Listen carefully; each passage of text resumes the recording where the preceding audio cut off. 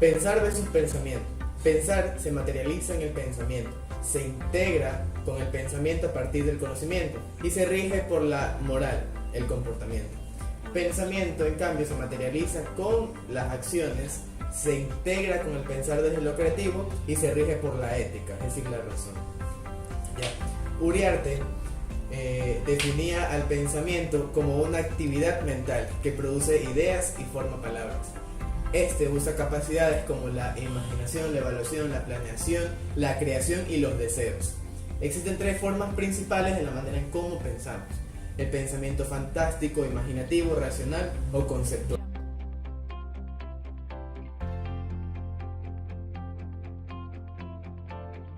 Dentro de las características del pensamiento se encuentra que se manifiesta de forma racional.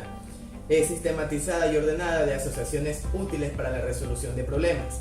Pretende comprender el entorno donde nosotros nos desenvolvemos y siempre responde a motivaciones, producto del ambiente cultural, social o natural.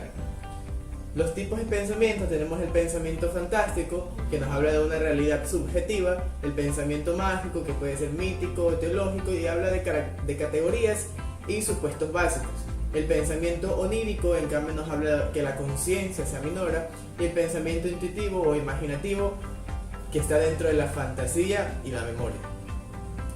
En la importancia del pensamiento tenemos que es una función más compleja del ser humano y la que nos diferencia del resto de los seres vivos. Es integradora y asociativa de procesos mentales como la memoria, la inteligencia y el lenguaje, por el que nosotros expresamos nuestro conocimiento, y la finalidad es la comprensión.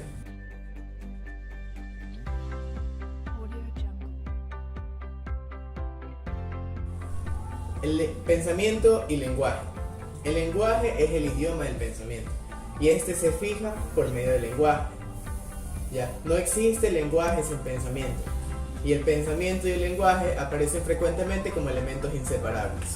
¿Ya? Dentro del pensamiento o discurso, Nancy Adlensen nos dice que queja sobre la definición del trastorno del pensamiento. No se puede inferir si un lenguaje normal refleje pensamiento normal, ni el lenguaje trastornado refleje pensamiento trastornado. Y en psiquiatría, el trastorno normal del pensamiento es sinónimo de habla desorganizada. Fried nos dice que luego de 13 años sigue diciendo que el trastorno de pensamiento es el discurso peculiar en personas con esquizofrenia.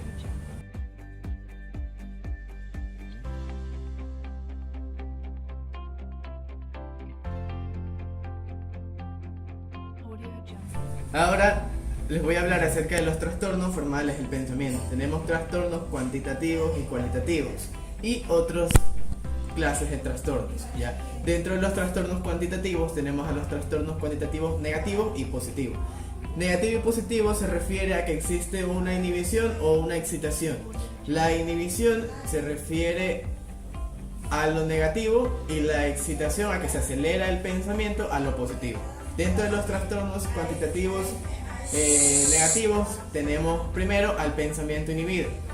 Este se refiere a que el flujo de ideas es lento y se formula con gran dificultad. Hay escasa producción de ideas y se encuentra reflejado principalmente en pacientes depresivos. También tenemos el mutismo. El mutismo es considerado como un trastorno del habla y este es caracterizado por un estado de estupor en el cual el pensamiento se encuentra completamente detenido. ¿Ya? El pensamiento bloqueado. Este pensamiento bloqueado se refiere a una interrupción brusca del curso del pensamiento. El paciente experimenta una desaparición súbita en lo que estaba pensando. El bloqueo o intercepción del pensamiento es un fenómeno característico de la esquizofrenia. ¿Ya? La conciencia permanece clara y son una manifestación clara en la psicosis esquizofrénica. También tenemos el concretismo. El concretismo es un pensamiento carente de abstracción o de símbolos.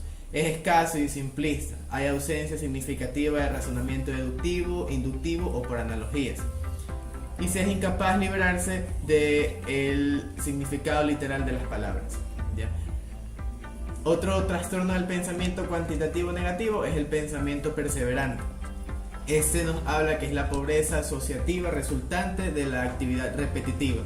¿Ya? Para que se dé la existencia de este pensamiento se necesitan las siguientes condiciones: grado de fijación de la idea, nivel de ocupación de la conciencia y el tiempo transcurrido desde que se produjo dicha fijación.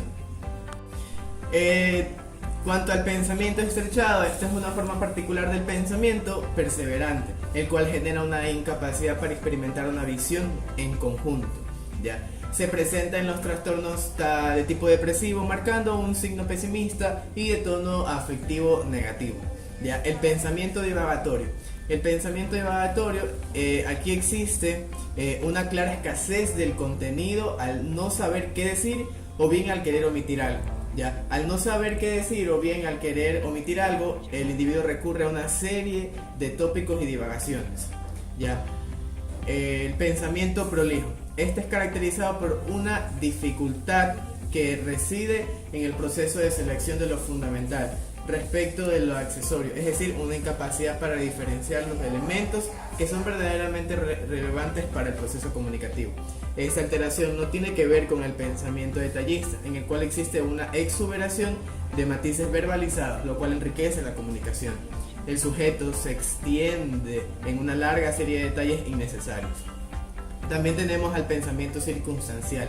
Este genera asociaciones innecesarias, paréntesis y frases accesorias, las cuales tiene como fin justificar los rodeos presentes en el acto comunicativo, ¿ya? Se responde a las preguntas con gran número de detalles insignificantes. Existe una grandilocuencia del discurso sin una sola respuesta directa. Estas personas exploran todo tipo de asociaciones innecesarias. Es frecuente entre los pacientes psicóticos con predominio sintomatológico negativo o defectual. Y por último, dentro de los trastornos del pensamiento cuantitativo negativo, tenemos al pensamiento tangencial. Existe una incapacidad para la agrupación de pensamientos dirigidos hacia un objetivo. Se pierden divagaciones y existe una respuesta relacionada con la temática. Los trastornos de carácter cuantitativo positivo, como había dicho, se refiere a una excitación, es decir, una aceleración en el curso del pensamiento. Tenemos dos trastornos: el pensamiento centígrado o idiofugitivo. Este es de la categoría de las traquipsiquias, donde se presenta la tendencia de salirse de la línea directriz y el desplazamiento continuo de un tema a otro. Se da en condiciones como un desorden o falta aparente de finalidad contemplativa. Hay un predominio de mecanismos de asociación de ideas, el cual presenta asonancia de palabras. Hay una facilidad para desviarse el curso central de los temas. Hay una aceleración del ritmo de la palabra y una gran aceleración del proceso asociativo, acompañado de un deterioro de la capacidad directiva que le impide llegar a conclusiones. También estos sujetos pierden fácilmente el hilo conductor del pensamiento, ya es más intenso que el flujo de ideas y es típico de las fases maníacas, de la fase aguda de la esquizofrenia hebefrénica. Y el pensamiento incoherente. Este puede resultar incomprensible para el interlocutor, calificándolo de incoherente. ¿Ya? Se mezcla el pensamiento disgregado con elementos mágicos y fantasiosos. No tienen la posibilidad del control o selección ni jerarquización y pierde el sentido del conjunto en cuanto a sus contenidos, y cuando los hay son muy pobres. Ya, ahora los trastornos de carácter cualitativo. También son dos. Existe el pensamiento tumultuoso y pensamiento disgregado. El pensamiento tumultuoso es una avalancha de ideas que inunda de forma automática y pasiva la conciencia del individuo, el cual experimenta con desagrado las vivencias psicopatológicas que escapan a su control. Ya, esta alteración es propia de pacientes esquizofrénicos. En el pensamiento disgregado se agrupa todas las formas patológicas del curso pensamiento, que se conoce como un pensamiento fragmentado o carente de meta. Hay una pérdida de la idea directriz o principal. Es una incapacidad de ordenamiento jerárquico de las ideas. ¿Ya? Hay una ruptura de las asociaciones normales, ya que las mismas son totalmente desligadas de la experiencia y de la realidad, y no es influenciable por los estímulos externos y posee una matriz autónoma. ¿Ya? El pensamiento fragmentado es carente de meta, en el que se pierde el hilo conductor y que deriva hacia asociaciones accesorias y de contenidos incomprensibles. Es típica de la esquizofrenia y una gran variedad de procesos orgánicos cerebrales como retraso mental, tumores, etc. ¿Ya?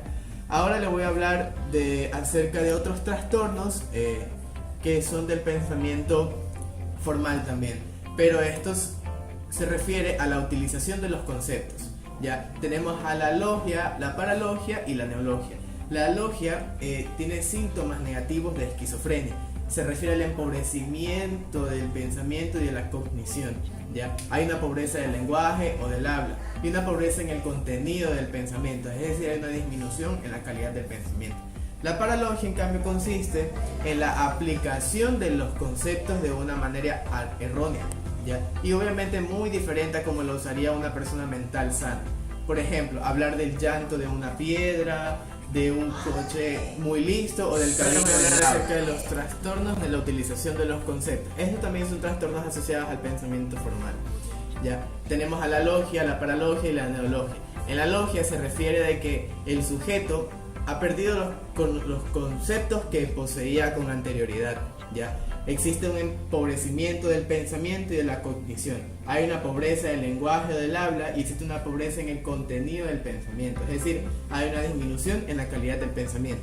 La paralogia, en cambio, se refiere a que el sujeto aún posee los conceptos normalmente, es decir, que no los ha perdido, ya, pero estos los usa de una forma errónea, diferente a lo que lo haría una persona normal. Es decir, empieza a hablar, por ejemplo, del hablar del llanto de una piedra, de un coche muy liso, del cariño del agua. La enfermedad mental en la que se dan se llama la psicosis, y la psicosis más típica es la esquizofrenia.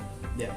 La neologia, en cambio, se refiere a la construcción de nuevos conceptos que están fuera de la lógica común. Sabemos que hay personas que crean nuevos conceptos, pero que estos se ajustan a la norma, ¿ya? Pero estas personas con neologia forman conceptos nuevos que son la unión de dos conceptos normales, y que si tú le preguntas cómo crean estos conceptos nuevos, solamente para él tiene significado, ya que son hechos a partir de la realidad objetiva de ellos, ¿ya? Por lo que se da en la esquizofrenia. Los demás trastornos son trastornos en el contenido del pensamiento, ¿ya? Tenemos al contenidos obsesivos. El sujeto se siente asediado continuo por las ideas que le producen una angustia intensa. Estas son ideas, temores, imágenes o impulsos repetitivos. No son deseados y son irracionales, ¿ya? Se imponen al paciente y crean una gran ansiedad. Son pensamientos intrusos, parásitos y repetitivos. Las ideas fijas. Esto se trata de ideas que pueden ser falsas, pero que son corregibles y reversibles. Pueden ser cambiadas bajo un razonamiento adecuado, a diferencia de la ideación delirante. El sujeto no las siente como extrañas y no tienen un gran nivel afectivo sobreañadido. Las preocupaciones, estas son habitualmente que se reflejan en el lenguaje espontáneo y son normales en las situaciones de estrés. Se dan en la vida diaria del sujeto y no son precisamente patológicas. Las ideas sobrevaloradas son ideas que ocupan un lugar central en la vida del sujeto, tienen un marcado tono afectivo y con significado propio. Existe una importante implicación emocional en estas ideas, pero sin embargo se trata de creencias y no de convicciones. Otro trastorno son las ideas fóbicas. Estos son temores acusados y persistentes, excesivos e irracionales, que son desencadenados de la vivencia psicótica del sujeto, ¿ya? Existe una reacción desproporcionada con la causa que los provoca, y el sujeto también critica lo absurdo de su reacción. Tenemos también a los contenidos fantásticos. Estos son ideas inverosímiles o irreales, que son fruto de una actividad imaginativa exagerada, que tiende a satisfacer la necesidad del sujeto de ser valorado o estimado. Se trata de una persona que siente esa necesidad a causa de sus limitaciones físicas o psicológicas. Suelen darse con mayor o menor intensidad de forma transitoria durante la adolescencia. ¿Ya? A diferencia de lo que ocurre en los delirios del adulto, los adolescentes nunca pierden completamente los criterios de la realidad. En cambio, en los delirios sí, por lo que se los puede convencer fácilmente de que sus convicciones son muy exageradas y se los puede hacer dudar. Ideas delirantes surgen en una vivencia psicótica del sujeto. el cual no solo piensa de modo atípico, sino que se ve inmerso en un mundo diferente. ¿Ya? Incluso él mismo adquiere un sentido especial y distinto al habitual. Las ideas delirantes pueden tener varios orígenes: una percepción, una ocurrencia, una interpretación o un juicio sobre la realidad. ¿Ya? Comienza a mediados o a finales de la edad adulta, se siente explotado, preocupado por la lealtad o la fiabilidad de sus amigos. ¿Ya? Tiene tendencia a leer significados amenazantes y tiene rencores persistentes. Por último tenemos a las ideas suicidas. Estas no surgen habitualmente de un momento a otro.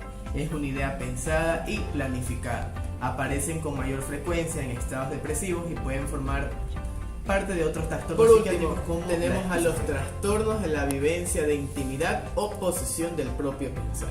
¿Ya? Son tres: el pensamiento impuesto, el robo del pensamiento y la divulgación del pensamiento. En el pensamiento impuesto, el sujeto está convencido que todas sus ideas son elaboradas o impuestas. Él carece de sentido normal de posesión de sus pensamientos, que en realidad son de él, por lo que no son de él, por lo que los experimenta como extraños. Estos pensamientos han sido insertados por una fuerza externa, una energía, por telepatía, por ordenadores, etc. De manera que lo que está pensando no es lo que él quiere, sino lo que los demás quieren. El robo del pensamiento: el sujeto se convence de que lo que él está pensando, alguien o algo se lo está quitando de su cabeza en un momento específico. Siente que realmente le están robando sus pensamientos y llega a ser una experiencia pasiva, es decir, que no lo desea. Hay un sentimiento de robo real que puede ocasionar explicaciones delirantes. Y como último, la divulgación del pensamiento. El sujeto experimenta que sus pensamientos son difundidos fuera de su mente, de manera que lo que está pensando es conocido por los demás.